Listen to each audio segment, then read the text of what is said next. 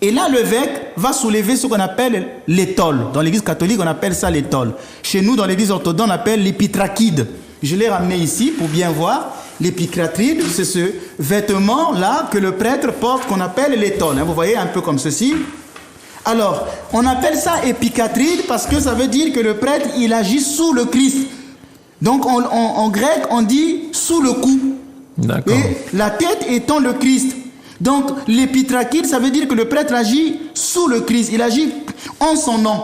Il est sous son autorité. Ça symbolise la grâce de Dieu qui descend sur le prêtre et qui descend comme la barbe d'Aaron jusqu'au bord de son vêtement, comme dit le psaume 133. Donc, c'est-à-dire que la grâce de Dieu passe toujours à travers le prêtre chez les fidèles, passe toujours à travers le prêtre pour les fidèles.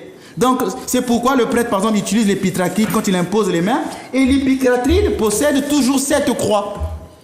D'accord. Donc, vous avez 7 croix sur l'épitrachide qui symbolisent que le prêtre possède 7 pouvoirs. Les 6 pouvoirs d'abord, les 7 dons de l'Esprit Saint, mais il possède les pouvoirs des sacrements.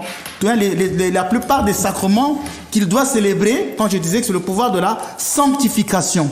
C'est le symbole, donc l'étole, c'est le symbole de la grâce de la prêtrise.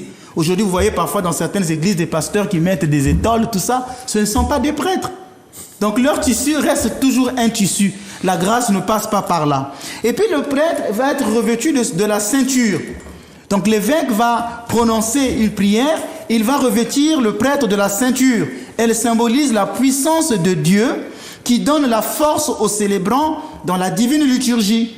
Elle est le symbole de la pureté et aussi le symbole de la maîtrise de ses passions ou de la chasteté qui doit l'orner. La prière qu'il dit pour la porter exprime la puissance de Dieu attachée à sa fonction. Béni soit Dieu qui me revêt de force. Vous n'avez pas reçu un esprit de timidité comme dit saint Paul, mais un esprit de force. Et donc la ceinture rappelle au prêtre que mais tu es revêtu de force pour agir dans ton ministère. Et puis le prêtre, l'évêque va faire porter à l'évêque ce qu'on appelle les surmanches. Ce sont ces surmanches, ce sont ces tissus-là qu'on porte ici, vous voyez là. Alors elle symbolise la force de Dieu qui écrase l'ennemi. Par exemple, quand le prêtre le porte quand il s'habille, il dit « Béni soit Dieu qui me revêt de force ».